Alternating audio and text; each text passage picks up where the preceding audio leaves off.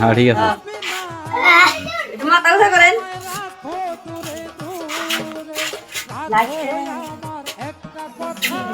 আজকে যে আপনার বিয়ে বুঝছেন, আপনি তো রাজি আছেন নাকি না জোর করে কেউ কয়েছে? রাজি আছি গো। ভালো করে কোন যে এলাকাবাসী তো আপনার জোর করে কয়েছে না, এলাকায় বাসী আপনি জানাইছেন যে আপনি বিয়ে করবেন? এলাকার বাসী তারা তো জোর করে করাবো। হ্যাঁ তারা জোর করে করাবো তা জোর করে করাবো না, তাহলে? আমি নিজে থেকে করতেছি না আমি আমার নিজের সুযোগ। হ্যাঁ আমি নিজের সুযোগ। আপনি নিজে থেকে আপনি আপনি নিজে থেকে যে করতেছেন, এলাকাবাসী আপনি জানাইছেন না আপনি একা একাই করতেছেন?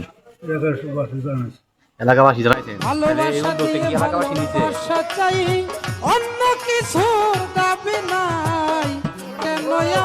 এই যে দর্শক, এই যে আমাদের চাচার বিয়ে করাইতে চাইছিলাম, এই চাচার এই যে ইনি বুঝতেছিলেন, এই যে ইনি এই যে মাথাটা উৎসাহ করে মেহেদি হাতে মায়ের মেহেদি দেওয়া হয়েছিল, ঠিক আছে? এই যে চাচার সাথে ইনার বিয়ে দিব আজকে রাতে। আমি যে বিকেলবেলা দেখলাম আপনার একটা ভিডিও আছে যে আপনার মেহেদি দিয়ে সাজানো হচ্ছে, কি জন্য আপনাকে মেহেদি দিয়ে সাজানো হয়েছে একটু বলবেন খুলে? আমাদের সমাজে একজন বয়স্ক লোক ছিল, ওনার বয়স হইল আমার 90 থেকে 95 বয়স। উনিও খুবই অসুস্থ, বিয়ের জন্য পাগল হয়ে গেছে। এই জন্য ওনাদের পরিবর্তনের জন্য বিয়ে সাজানো। মানে বিয়েটা কিভাবে কি সাজাইলেন, মানে বিয়ে তো সাজাইলেন, এখন পাত্রী ডেকেছিল আপনি? জি, আপনি পাত্রী সেজে ওনার সাথে কি প্রতারণা করতে চাইছিলেন নাকি? জি জি জি যে ওনাকে একটা উচিত শিক্ষা দেওয়ার জন্য আপনি পাত্রী সেজে ওনার বউ সাজবেন। জি। আচ্ছা, দেখা গেল যে ওনার সাথে আপনার বিয়ে একরকম মুখোমুখি হয়ে গেছে, উনি আপনার সাথে কথা বলতে চাইলে তখন আপনি কি করতেন? বলতে চাইলে বলতাম, ওরকম সিচুয়েশন ছিল।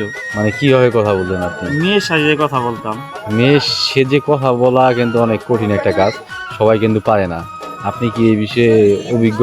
হ্যাঁ, অভিজ্ঞতা আছে আমার এই বিষয়ে।